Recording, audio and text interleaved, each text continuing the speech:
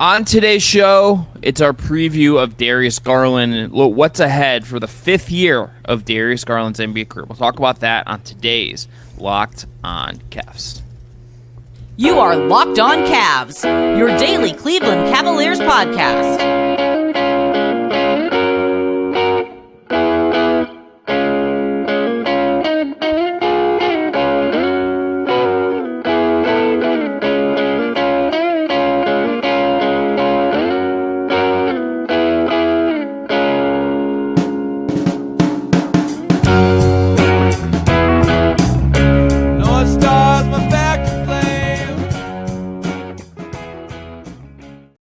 Today's episode is brought to you by Game Time. Download the Game Time app, create an account, and use our code LOCKEDONNBA for $20 off your first purchase. I'm Chris Manning. I cover the Cavs and the NBA for places like SB Nations for the Sword and the Just Basketball Show. That man is Evan Dammarell, the founder, the proprietor, the guy with the hat with the logo on it of Down Euclid. And thanks again to Jake Stevens, as always, for his work on production. All right, coming up today, a Darius Garland season preview. Segment 1, our big Darius Garland question. Segment 2, we're going to run through 3 Darius Garland stats I'm going to present, and we're going to discuss what I think they mean. And then segment 3, best case, worst case scenario for Garland's 5th NBA season. Evan, I actually want to hit on that really quick. I kind of can't believe that this is year 5 of Darius Garland. The time is just going by, man. It's going by. I know. I was 25, turning 26 when he was drafted, and I questioned the decision at the time because I'm like, well, Colin Sexton's on the roster, and Garland's only played like 5 games at Vanderbilt, but then I got Garland pilled, and then everyone hated me online because they tried to divide these two, but whatever. Yeah, it's weird to think it's been 5 years, but it's kind of a big year for Garland heading into this season for the Cavaliers, just because, like, obviously they believe in him enough to give him franchise guard money. But I really do think, and I'm curious to see how does he handle maybe the weight of expectations, both internally and externally, because he's the point guard. He's the guy who has to run like pretty much the entire show on offense. And I wonder how he responds to that pressure this year. I had hair when Darius Garland was drafted, so that was cool. And I'm now old. All right, big question for me, Evan, is how does his offense go forward this year? Look, he's a 6'1" guard. His defense is gonna be what it is. Like, he just is what he is then, and I think he can be smarter and positionally better at times, sure, but like, he's never gonna be an all defense guy. This will lead into the stats. I kind of built my thoughts today all around Darius' scoring and his offense. But how does his offense go forward? Is it a scoring boost? Does he get even better as a passer? Does his shot profile change? To me, that is the Darius Garland leap waiting to happen. I think if his apex is going to be a better scorer than he's been, a more 3-point heavy player than he's been. And I'm looking forward to seeing if that happens this year. I think we've seen sprinkles of it in the preseason. But does it bear out in the regular season? Yeah, to your point, does he rely on his 3-point shot a little bit more because the Cavs do have much more spacing, and also how does that unlock his passing, playmaking, vision, and things like that too? Like, I think those are the two kind of building blocks of where he can level up again offensively and just be the franchise guard for Cleveland, who, and this leads into my big question, is can he, or is he comfortable enough being like a number 1 option for this Cavs team? Because I know Donovan Mitchell is the offensive motor. He can get you a buck whenever you want, but Garland's playmaking and passing is just such a paramount thing to what the Cavs do, especially because they play big and they are, at least Mobley and Allen are semi-dependent on having a guard set them up properly. And sure, Mitchell can do it in bursts. I think the Cavs have to play point guard by committee with Ricky Rubio completely shut down from basketball. So what can Garland do to unlock his game to be like that alpha on the team? And to your point, like, it's a balancing act, because it's something curious, because he said it last year. He's like, it can be hard sometimes because you have to pick and choose your moments of when do I want to be super aggressive on offense, or when do I want to pull the reins back and just run sets and things like that. And like, he seems to be an advocate of like, let's just get out and run, let's just move the ball, let's shoot up, let's get us some threes. He likes to get his teammates involved. I think Garland can sometimes be a little unselfish to a fault, but how does he kind of figure out that happy space between being a little selfish and ripping more threes because there's going to be more limited possessions because he's the playmaker, and you have Mitchell, Mobley, Allen, Strus, Niang, and others on the roster too that definitely need some shots to eat off of. And I'm curious to see like how does he find that balancing act, and can he emerge as like the number one option for the Cavs? Because I think, and this is no discredit to what Donovan Mitchell can do, I think the Cavs go farther if Darius Garland is your number one option on offense, just because of how important he is in just so many different ways. We just did the Cavs review on Just Basketball, and Brendan Clean, my co-host over there, asked me this question. He's like, isn't there a future where Darius Garland is a better offensive player than Donovan Mitchell? Like, isn't that like is that in Garland's ceiling? And here's what I would say to that. Right now, in 2023, 2024, this season, as this partnership exists, Darius Garland's already like a significantly better creator for others than Donovan Mitchell is. I think in the playoffs, it felt like the Cavs got unstuck more often than not when Garland was flowing and cooking and being a better version of himself because it empowers everybody else. Yeah. He is someone who fuels, I think, overall team success in a different way than Mitchell does. Not saying it's necessarily, I don't want to describe better or worse or whatever, but Garland is a guy who I think brings out the best in everyone around him in kind of an old school point guardy way. Yeah, and it's interesting because I think of like Nekias Duncan comparing Garland to like Steve Nash in a vein where like he's like the modern version of Steve Nash, where like he is just so heliocentric to the offensive success in terms of just his passing. And I think that's just something we kind of underrate and maybe underappreciate at times because he makes the routine seem so normal. Like a pick and roll Darius Garland is a bread and butter play for the Cavs, like whether it's with Allen, and then we saw with Mobley last season that emerged quite a bit. Like there's layers there, and then now with this new motion-based offense, how does Garland work as an off-ball shooter? A guy setting, is he comfortable physically setting those screens to get guys like Max Strus or even Donovan Mitchell open, just in a theoretical starting five, or does he like act as that guy who gives the extra pass even if he's wide open and get an even cleaner look? Because, like you said, he does things for this team offensively because he is just the maestro out there, and he unlocks so many different things for his different teammates that to answer Brendan's question, like that, I think that's certainly realistic. Like that Darius Garland does supersede Donovan Mitchell at some point in their careers just because of age and things like that. But I think there's a prime opportunity for the Cavs to kind of just empower Garland a little bit and just say like, hey, like everyone says it publicly, like this is his team, and Garland will say, no, it's not. It's Don's, it's Evans, but that's neither here nor there. But there's a way that the Cavs can really like empower Garland and just like say like, hey, the ball is in your hands. When we have set offensive sets, we want you to cook and just be the maestro who can pick and choose between shooting or passing and just, doing the little things off ball as well. I think just the little wrinkles we've seen in the preseason of him moving off ball and getting kind of led into shots, to me, is really interesting. I think it's really fascinating to consider that like they might see this future a little bit where like Garland, you need to emphasize Garland in the way and coax some things out of him. And I think there's certain things he was probably working on, right? Like, I think there's just a world where like Garland's growth this season is just, we're like, oh, we think of him differently as a scorer, and it doesn't like diminish Mitchell, but it like empowers Mitchell, if that makes sense. Like I think that's kind of where the design of everything is going.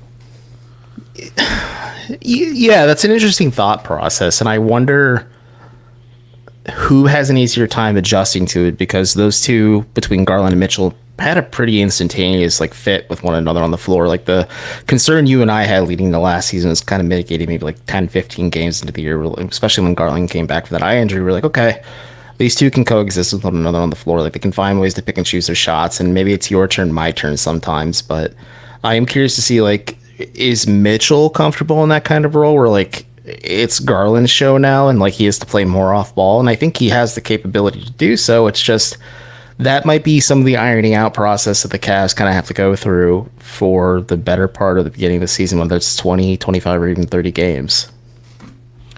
Going to be a fascinating year for that partnership and how it evolves. There's so much that you have to balance there and what makes both of them good, but it's going to be fun. Coming up next, though, let's talk more about Darius Garland's. I thought you were going to talk, and then I'm just going to ad-lib this. Coming up next, though, Darius Garland's shots. Get stats. We're going to talk a lot about his shots and what he has been as a scorer, what the profile has been, and also just how he stacks up against other elite point guards in terms of this one catch-all stat from dunks and threes. Kind of interesting. I don't know what exactly if you want to take it as gospel, but at least should tell you how good the numbers rate Darius Garland. He is really good. All right, that's coming up next. Today's episode is brought to you by our friends at Game Time. Game Time is the best way to buy last-minute tickets to your favorite events, concerts, sports, whatever it is, you can get it last minute at Game Time. I've used Game Time before, and I've used it last minute planning on it because the advertising works. I was in New York in August. I wanted to go to Liberty Aces, which up until the Liberty sold like 70,000 tickets for this playoff game on Sunday, and Joan Jett was courtside, which is rad. This was like a hard-to-get ticket because it was just completely close to sold out. And I got last-minute tickets. I got a great price. I saved me and my friends that I went with some money, and I did it because of Game Time. All-in prices show your total front, so you know you're getting a great deal without hidden fees. You can buy tickets in seconds with just 2 taps. Take the guesswork out of buying tickets with Game Time. Download the Game Time app, create an account, and use our code LOCKEDONNBA for $20 off your first purchase. Terms apply. Again, create an account and redeem the code LOCKEDONNBA. It's also in our description below for $20 off. Download Game Time today. Last minute tickets, lowest price. That's guaranteed. All right, some stats here that will tell you a little bit more nuance about Darius Garland. All right, number 1, from Cleaning the Glass. 33% of Darius Garland shots last year, Evan, were three-pointers. And right now, if you were to tell me over-under on that figure, based on what we've seen in the preseason, I'm smashing the over on that. Yeah, I think I would too. Like, that's, again, we'll figure out like the phases and the kinks of how this new offense is of identity, but like with how many shots Garland put up, at least in their second preseason game against the Orlando Magic, you're like, okay, yeah, he could change his shot diet quite a bit and become a little bit more 3-point heavy and really show off like why he has or is considered one of the better shooting point guards in the NBA. And like, how high would you smash over though? Like, would you like say like, give me a firm percentage you think he could hit at as in terms of a clip? 40% of his shots from 3. Like, I'm not gonna say he's gonna suddenly become like a. Yeah, it's not gonna be like it's not gonna be a 50-50 thing. I think no, but if you look at like Damian Lillard by comparison, a guy who I think Darius could like have some offensive similarities to in terms of how they get pull-ups and stuff. Darius, Dame was at 49% last year, and like he's at 40. Dame has been at 40% or above every year of his career for like since he was like 27, and that's kind of there's some league changing at that time. I mean, I wouldn't put it out of the question that Darius could get up to 50, but like I would say like 40 is like my minimum, and let's say like 45% perhaps. Somewhere in the 40 to 45 range feels right to me. I think 45 is a little too high just because I think there's ways Garland could be more impactful offensively, like in terms of just like we both noted during the media day takeaways that he did look a little bit bulkier, a little bit bigger compared to how he looked last season. Maybe he added some strength to his upper body so he can handle the physicality, get fouled more often without getting injured, and then use that contact to get to the free throw line and just get easy chip-in shots that at least if in terms of just shooting on the roster, I think he's Cleveland's best free throw shooter. But I think 40 would be like the absolute ceiling for me, right? I think it's like somewhere like in the upper 30s, and there could be moments it flirts with like 40, 41%, but like 45, that's a 12% shot diet change. Like that's a pretty big change in just 1 year. It could trend towards that, but I just think that 12% swing might be a little much. So I feel more comfortable taking like the 40% range, or maybe even 41 at like the absolute ceiling. That percentage dip is just like not that, considering like how many shots take. It's like it wouldn't take that far to get him. Like, it's not going to be that much to really, like, dial it up. So that's where I would go with that. All right, next stat. PerNBA.com. 15.5% of Darius' shots were catch-and-shoot threes last year versus 20.6% on pull-ups. I would guess, Evan, that he still leans more towards pull-ups this year, but I wonder if this split gets a little bit closer, and if both, and I would also expect both numbers, as just based on his three-pointers going up, I think both of these shot numbers, just as themselves, will go up. I wonder if both go up, and I wonder if the gap is more like 3%, or 2%, and it's more balanced instead of like a 5% split, which isn't that big, but if it's just a little closer based on him just like, I mean, we saw that first preseason game where they used Strus to get him, and he rips around a screen, and Strus is feeding him on a catch through to the corner. Like, that kind of stuff was just not something he saw last year. So I just think that the gap there is going to shrink a little bit. I do too. When you first shared those numbers, I was just like, that's not a massive gulf between the two, but then you just put the words in my mouth. Like, I see a reality where those numbers get closer to each other, and like you said, the gap between the two narrows. And again, interested to see how he feels playing off ball. I think he's fairly comfortable doing it based on just like his time with like either Colin Sexton or especially Donovan Mitchell as of last year, but it's going to be a bit of a work in progress just because the Cavs are implementing a relatively different offensive system compared to what they did last year. And are there going to be moments where this younger team who is trying to learn things and grow up on the fly falls back on bad habits or maybe relies on things that worked for them in the past? Yeah, I think that's a possibility, but I would be interested to see like what are these numbers 20, 30, 35 games or even the midway point, like 41 clean. Like what are these numbers looking like? Because that could be a little bit more indicative of this new offensive system JB Bickerstaff's trying to implement. Because if your stars are taking more catch and shoot threes, that's a product of playmaking and passing within your system versus like a pull up, which is fine because Garland has the range to do that. But it'll be interesting to see just how those numbers look through the season, because then you can say like, yeah, this offensive system is definitely working because one of the star players and one of the best shooters on the team is feasting off of it. Last number, guards. This is from Dunks and Threes, which is like I read this in advance, and it's a crazy stat. So here are the guards that created more estimated wins last year than Darius Garland, who had 12.2. Who was worth an estimated 12.2 wins, which is that's a lot of wins. And one of these guys, I'm just going to check here to make sure I'm not missing something, is actually the same as Darius Garland. So I'll tell you that name because I miswrote this and I knew I did in my head. Luka, Damian Lillard, Kyrie Irving, and then tied with Darius Garland in expected wins at 12.2.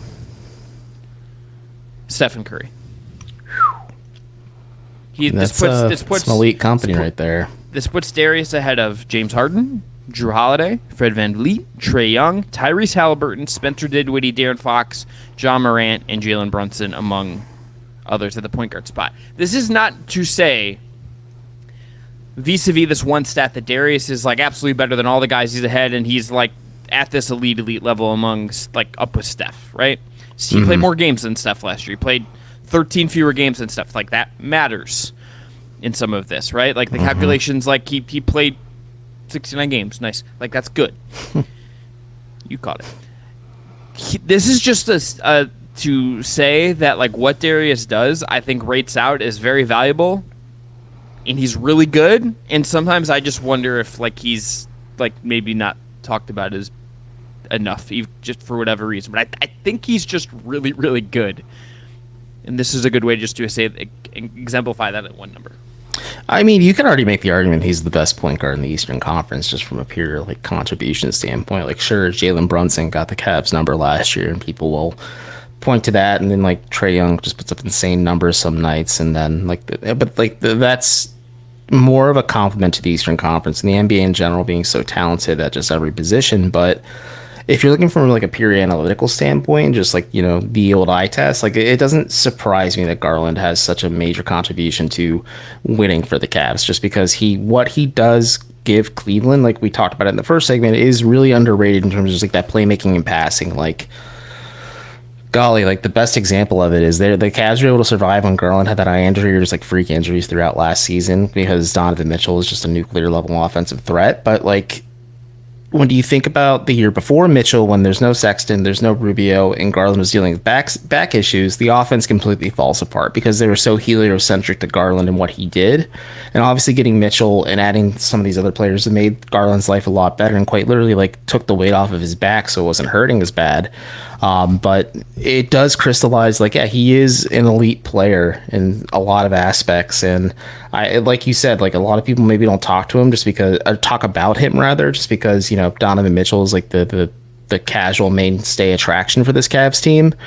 But like, this year is going to be an interesting year. Like, is this like a bit of his coming out party after having a really good coming out party in year 3? Like, is this like the next level up where we see, okay, instead of just like all-star Darius Garland, like this is legitimately like one of the best players at his position in the NBA, Darius Garland. All right, coming up next, we'll make some best case, worst case, including is best case Darius Garland getting another all-star appearance and maybe flirting with All-NBA. I would say yes. We'll talk about that up next. Today's episode is brought to you by BetterHelp. Look, therapy can be a really helpful tool for people. I know it's helpful for me. It's been something I've been doing every other week for the last several months, and it's been essential for me. Whether or not you've been in therapy yet, BetterHelp can be a great way to give it a try. It's entirely online. It's designed to be convenient, flexible, and suited to your schedule. You just fill out a brief questionnaire to get matched with a licensed therapist and switch therapists anytime for no additional charge. Again, it can be something where it can help you unlock yourself, figure out what's holding you back, work through what is bothering you, deal with your anxiety. It can be a really, really useful tool. So make your brain your friend with BetterHelp. Visit BetterHelp.com/LockedOnNBA to get 10% off your first month. That's BetterHelp, HELP.com/LockedOnNBA.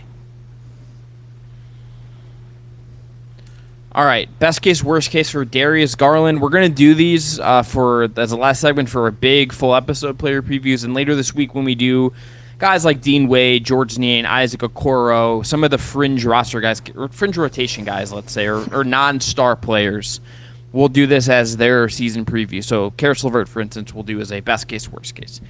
But to cap off Darius's preview, Evan, what is your best case scenario for one Darius Garland year 5?